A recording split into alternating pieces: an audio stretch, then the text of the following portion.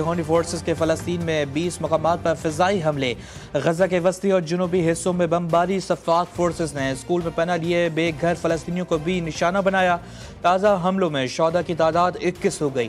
صہیونی حکومت کی پھر فلسطین میں بھوک کو ہتھیار بنانے کی منصوبہ بندی، فلسطین پہنچنے والی امداد کو بھی روک دیا، اسرائیلی فوجی فلسطینی بچوں سے خوف زدہ، الخلیل میں گلی میں کھیلتے بچوں کو ہراساں کرنے لگے۔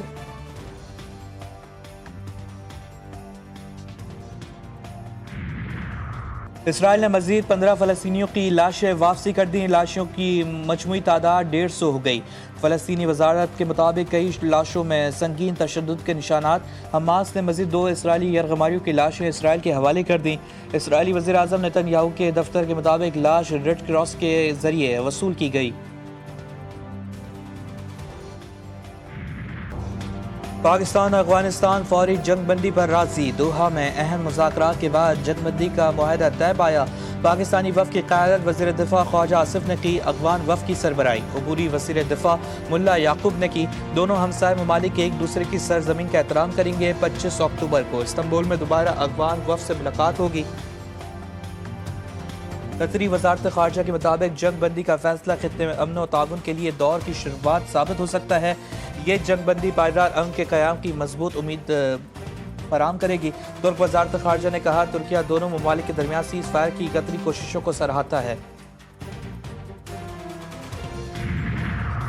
نائب وزیر اعظم اسحاق ڈار کا دوحہ میں طے پانے والے معاہدے کا خیر مقدم، کہتے ہیں یہ درست میں اٹھایا گیا پہلا مثبت قدم ہے۔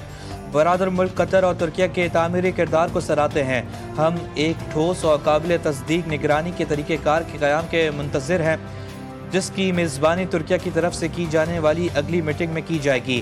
وزیر دفاع خواجہ آصف کہتے ہیں، پی ٹی آئی دوحہ معاہدے کا خیر مقدم کر رہی ہے، جو اچھی بات ہے۔ درخواست ہے کہ پاک افغان تعلقات کو صرف اپنے کاروبار کے تناظر میں نہ دیکھا جائے، اللہ ان کو دہشت گردی کی مذمت کرنے کی بھی توفیق دے۔ زما نام نعمت الله دی، د پلار نوم ساجان دی، زما د 20 کالو عمر دی، زه په کوم افغانۍ یم او په افغانستان کې د کندهار اوسیدونکی یم۔ ما په کندهار کې په جوهریه مدرسه کې سبق ویلو، حفظ مې کولو، نو هلته د دغې علاقې کوم معاون خلک او مدرسو والو ګورو دا ویل چې د پاکستان پوځ سره جهاد روا دی، جهاد ورسره 20 کاله په خوست کې سره جمع سو، بیا د شوال په لار باندې افغان طالبان اور فطرت الخوارج کا گٹھ جوڑ بے نقاب فرنٹیئر کور خیبر پختونخوا کی کارروائی۔ جنوبی وزیرستان میں خودکش بمبار گرفتار، شناخت نعمت اللہ ولد موسیٰ جان کے نام سے ہوئی، گرفتار دہشت گرد ہوشربا انکشافات، کہا مدرسے کے کچھ افراد نے پاکستانی فوج کے خلاف جہاد کی ترغیب دی۔ ہم 40 لوگ خوسات میں اکٹھے ہوئے اور براستہ پاکستان میں داخل ہوئے، پھر جنوبی وزیرستان کے جہاں طالبان کا مرکز تھا۔ ہمارا کمانڈر عمر حماس تھا جو خودکش حملوں کی ترتیب دیتا تھا۔ تربیت میں ہمیں سکھایا گیا کہ گاڑی پر خودکش حملہ کیسے کرنا ہے، یہ بھی تربیت دی گئی کہ چیک پوسٹ پر اور فوج پر کیسے خودکش حملہ کرنا ہے۔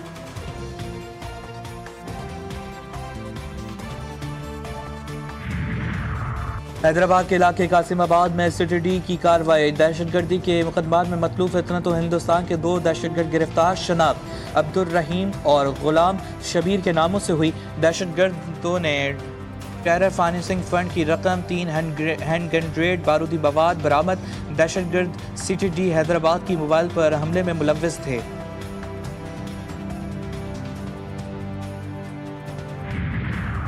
بلوچستان میں سیکورٹی فورسز کی بڑی کامیابی، فطرت ہندوستان کا انتہائی مطلوب دہشت گرد جمیل عرف ٹینک ہلاک۔ دہشت گرد پنگجور اور بلندیا میں سرگرم تھا، 2022 کے پنگجور ہیڈ کوارٹر حملے میں بھی ملوث رہا۔ جمیل عرف ٹینک کی ہلاکت دہشت گرد نیٹ ورک کے لیے بڑا دھچکا قرار۔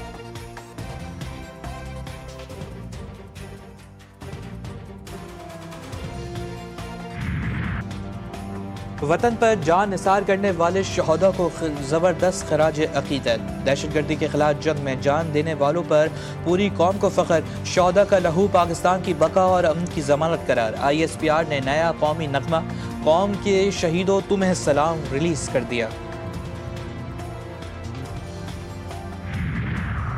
وفاقی حکومت نے گندم پالیسی کی منظوری دے دی، نئی گندم پالیسی کے تحت کسانوں کو مناسب قیمت دی جائے گی۔